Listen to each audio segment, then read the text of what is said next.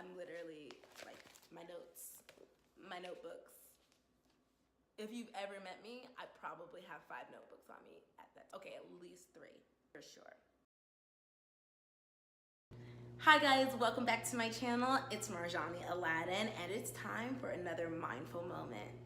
Today's topic is all about getting things done. So I had a very interesting conversation with an associate of mine asking me, Marjani, how can I get more done? It's the beginning of the year and I already feel like I'm behind. Girl, I feel you.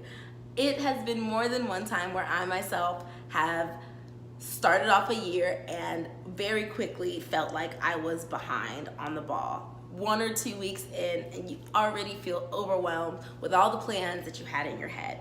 But the truth is, even though you feel overwhelmed, it's not the end of the world. We all get there. And I want to talk about 5 of the reasons that you're not getting the things done that you really want to.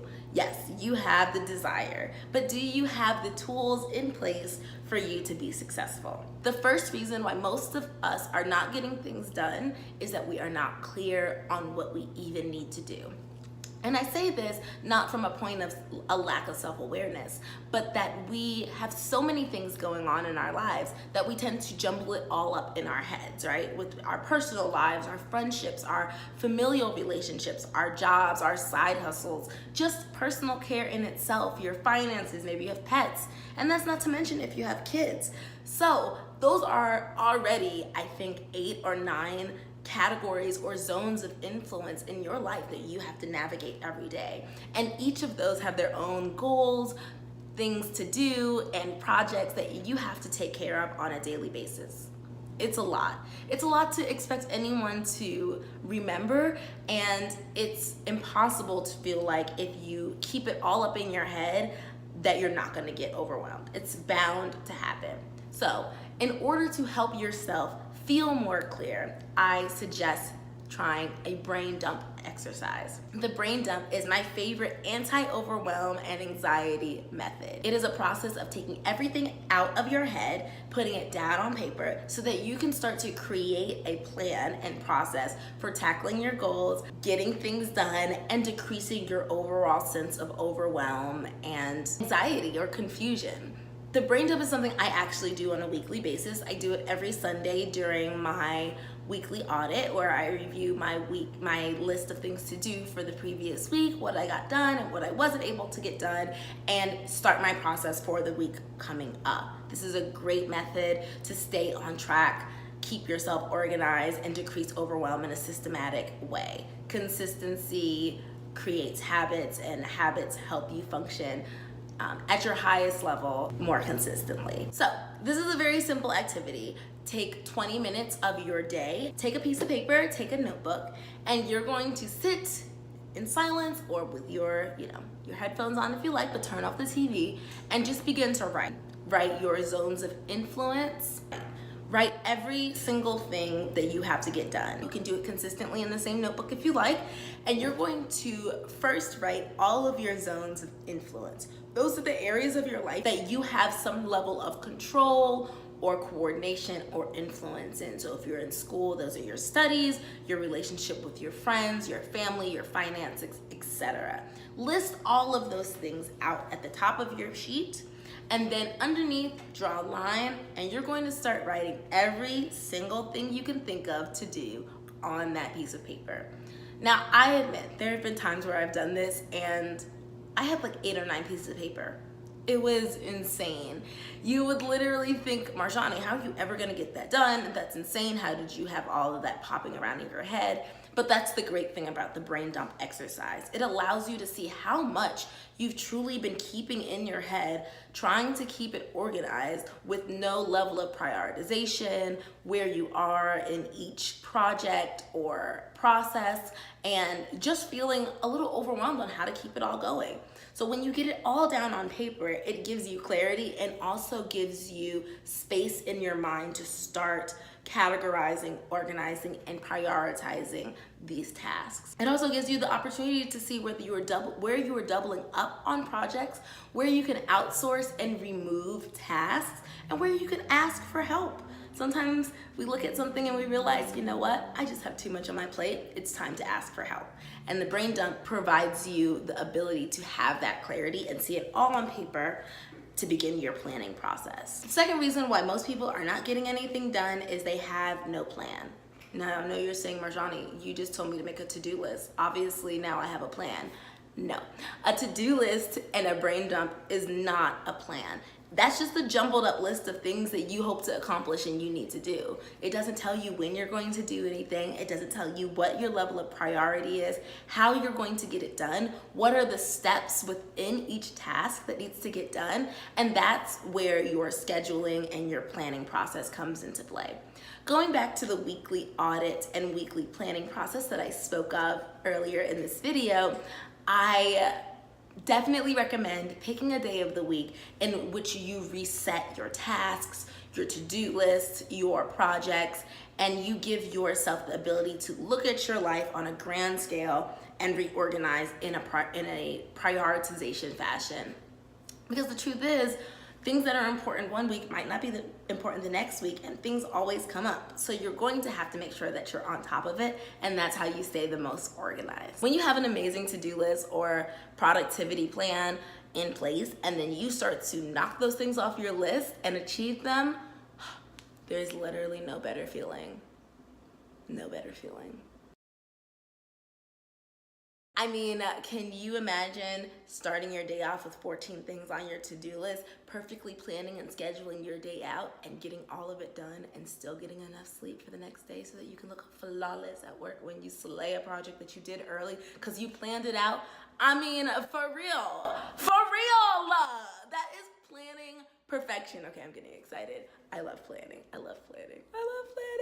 If you've made your to-do list, I commend you. But what most people don't get is that a to-do list is not an execution plan. That is only the first step. You need to incorporate your schedule. You need to incorporate time and breaks and planning projects in advance. And that is where higher level productivity planning comes into place. And this is where you get multiple projects done at one time. As your life becomes more complicated, as you level up, you tend to have more projects and things to do. And how do you keep up with it?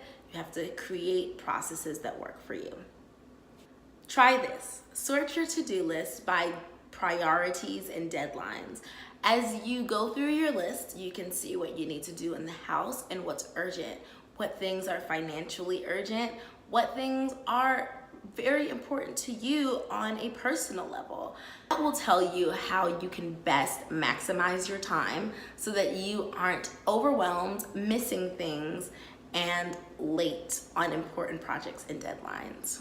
Number 3, the reason you're not getting anything done is you're multitasking. Now, I know. I used to be the queen of multitasking, doing 5 things at once. I wore it like a badge of honor on my shirt. I love to multitask. I can get it all done. But the truth of the matter is, brain science tells us there's no such thing as multitasking. I know. There's no such thing as multitasking. Your brain can't do it. It's called task switching. And although it might happen in a millisecond or faster than you can count, your brain is literally jumping from one task to another without being able to complete a line of consciousness or complete thought because you're going back from one thing to another. When you concentrate and focus on one thing at a time, you are going to be way more productive, way more creative, and way more in tune with your project than you would be if you're trying to do multiple things at once. I know sometimes it can be hard when you have multiple projects, multiple things to do. It can feel overwhelming because you feel like, oh, I have to do this and this and that at the same time. Schedule your day out with clarity. Give yourself time blocks, which are chunks of time in your day to focus on one project at a time. So maybe you are like, I am going to give myself 1 hour to study this physics book or to work on this project for work. 1 hour. During that time block, you don't do anything else. You don't answer emails, you don't work on another project, you don't read articles on another thing you're doing. No, the only thing you focus on is that hour-long dedicated time to whatever task you've allocated it to.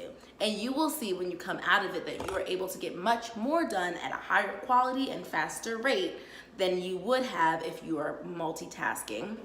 or essentially task switching. Fourth reason why most people aren't getting things done. Now this one is a doozy. This one is hard hitting.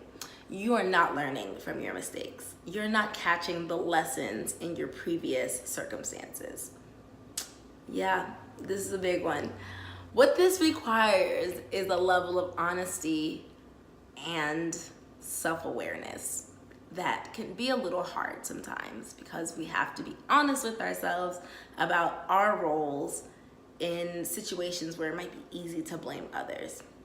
But if you don't learn the lesson in the situations that you go through, then you're bound to repeat the same mistakes over and over. And when we talk about being productive, that's not productive. We could talk about it in the sense of personal relationships, but it also rings true for our business decisions, how we carry ourselves at work, our decisions to be productive and proactive versus reactive and maybe more lazy, or allowing ourselves to slack on our goals. It's really important to be honest and transparent with yourself when you go through situations, so that you can catch the lesson that life is trying to teach you, so that when the next round comes, when the next circumstance and opportunity comes for life to test to see if you're ready for the next level, you're ready. It's going to test you with the same problems over and over and over until you show that you've gotten past it. It's the same thing as a video game. You play a video game, and until you can beat the level, you'll continue to play the same level over and over. And you might have to master a certain skill or a certain combination of buttons in order to beat that level. But until you master that, until you catch the lesson or the trick or whatever is necessary to get to that next level, you cannot go to the next level. You can't level up, and that's true in life. So make sure that you are taking time when you make a mistake, when you go through a situation, to analyze it, reflect, get a journal, ask yourself questions. What did I learn from this? What could I have done better? Did I act in my best interest? When you ask yourself open and honest questions and you answer yourself open and honestly, you're able to exponentially increase your ability to grow. It's insane. You might have come out of a situation learning this much, but if you reflect, you might learn this much, and so when you have a next test, you are far more ready and prepared for the next level and stage of your life than you think. So learn your lessons, reflect, ask yourself, what could I have learned in this situation? How could I have been better? What do I need to remember for next time? So my fifth and final reason why you are not getting things done is because your inner voice, your level of discipline, is a whisper. Your inner voice is a whisper. The inner voice, that mom voice in your head, that dad voice in your head, the level of discipline, the thing that tells you to get up and go after it and motivates you to not stay in bed or be lazy, that voice is a whisper for you right now. You have not given the voice inside of you that pushes you to be better and do better and go towards your goal. You have not strengthened it with confidence yet. And that comes with time. That comes with giving that voice opportunity to shine. And you can only do that by, when you hear your whisper, when you hear the voice, you act immediately. Don't wait for it to shout, because it's not strong enough yet. The voice, the motivation that some people might naturally have, or that you might have in certain situations, you might not have in others. Some people are super motivated to make music, but they're not motivated to clean their homes. They gotta clean their home too. But so there is a voice in your head that tells you, hey, it's time to get up and study. It's time to go to the gym. It's time to put some extra time into your business.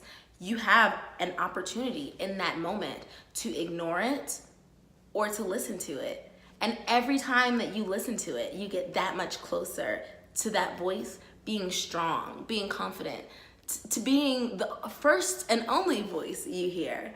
The voice that when you get up in the morning, you feel supercharged and motivated to go. You have a natural energy that leads you to accomplishing your goals and knocking out that to-do list. But that takes time, and it takes consistent honoring and listening to that voice so that it can become stronger and more confident, and that you can hear it with more clarity. Sometimes we call this voice our conscience. Sometimes we joke that we hear our parents in our head. Whatever you want to call it, listen to the voice that leads you to be the better, more disciplined version of yourself. This is the voice that will help you accomplish your goals. This is the voice that will help you get to the life that you are trying to lead. Self-discipline is the foundation of starting something and completing it. It is the foundation of leading a successful life. But it doesn't begin with action. It begins with choosing to listen to the voice in your head. It begins with saying yes when you hear the voice that tells you to move and act consistently. So I want you to try this. For the next 30 days, choose one habit that you hope to make a part of your everyday routine.